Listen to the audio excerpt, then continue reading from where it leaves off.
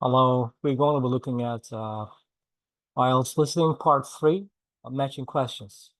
So this is one example of matching questions. As you see, we have the answers A, B, C, and the options. Questions from 21 to 25. So with the first thing you need to do is, of course, to understand how many options we have, and if you can use them once or we can use them more than one time. And the next thing is to be able to understand the context. The understanding context is the one thing that students ignore, but that's the most important part of the listening. So you have to, before the recording starts, you must understand, guess the context. How many people are going to be speaking? What are the roles of these speakers? Who is going to provide the answer? So that's the thing that you should do before you even start looking at the options. So as you see here, you will hear the communication studies student talking to his tutor about option courses for the next semester. And the question, what does Jack tell his tutor about each of the following course options? So,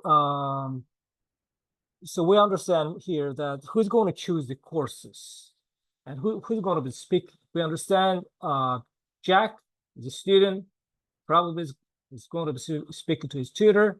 If Jack is a male, more likely his tutor is going to be female or adult male. So there's always distinction between the voices. So if one is the teacher, one of the students, if they're both male, you will understand from the age, young voice and old voice, older voice, and maybe one woman, one man, and one is younger, one is older. That's what you have to pay attention to be able to follow. And also, what are their roles here? As we see, we have the students didn't want to choose the course, and the tutor is helping them. But who will have to choose in the end?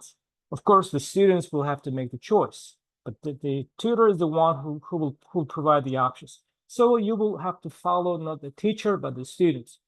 So these are the things you should pay attention to before even you start listening.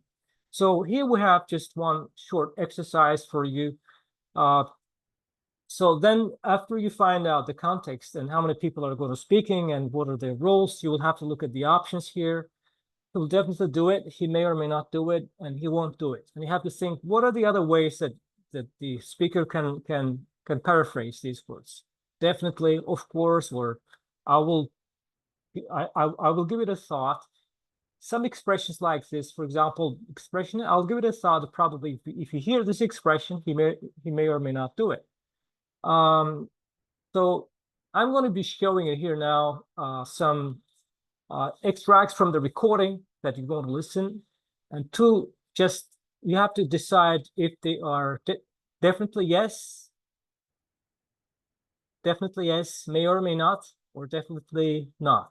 Definitely yes, write DY, may or may not write M, definitely not write DN. Just pause the video and write the answers. I assume you've paused the video and have written the answers. Now let me just provide you with the answers. Well, that was interesting, but I've decided I'd rather do something completely new. This is, of course, definitely not. I'll sign up for that then. Definitely yes. Anyway, I'll think about that one. May or may not. I might wait until then to decide. May or may not. Oh, I'll forget about that. That one then. And then, of course, we understand he definitely won't do it. So here are the answers. 1, definitely not. 2, definitely yes. 3, maybe. 4, maybe. 5, definitely not. So now you're going to be listening to the answers here, to the recording, and listen to the recording. And at first, concentrate on media studies and adult female voice is the tutor, and young male voice is the students. And you expect the students going to choose. So the answers are going to be the students. So you will be hearing the expression like maybe, yes. You don't want to say, of course, I'm going to choose it. I'm not going to choose it. Probably not. But you will hear some expressions as I saw just previously. Try to guess what the answers are.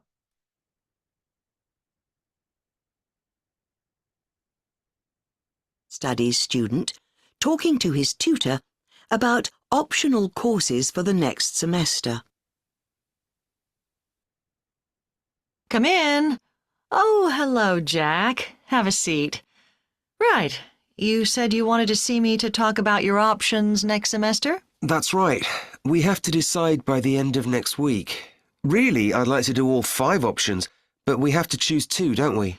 Yes, but the choice depends on your major, to some extent. You're majoring in communication studies, aren't you? That's right. So, for example, the media studies option will cover quite a lot of the same area you did in the core module on mass communications this semester, the development of the media through the last 2 centuries in relation to political and social issues. Well, that was interesting, but I've decided I'd rather do something completely new. There's a women's studies option, isn't there? Yes, women and power. Again, it has a historical focus. It aims to contextualize women's studies by looking at the legal and social situation in the 19th and early 20th centuries. So it would be useful if I intended to specialize in women's studies, but I'm not sure I do, actually.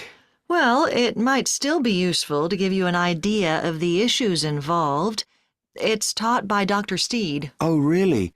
I'll sign up for that then. What about the option on culture and society? That addresses the historical debate on the place of culture since the Industrial Revolution in Britain. So a historical focus again? Do I get the message you're not so keen on history? Well, it's just that we seem to have done quite a lot this semester. Anyway, I'll think about that one.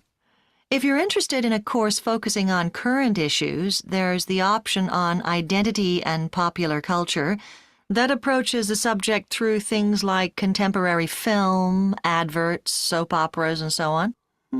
That sounds interesting. Can you tell me who runs it? Well, it's normally Dr. Stevens, but he's on sabbatical next semester, so I'm not sure who will be running it. It should be decided by next week, though. Right. Well, I might wait until then to decide. And the last option is Introduction to Cultural Theory, isn't it? I'm quite interested in that too. I was talking to one of the second-year students, and she said it was really useful. It made a lot of things fall into place.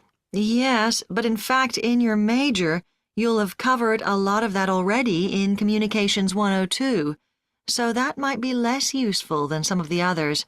Oh, I'll forget about that one then.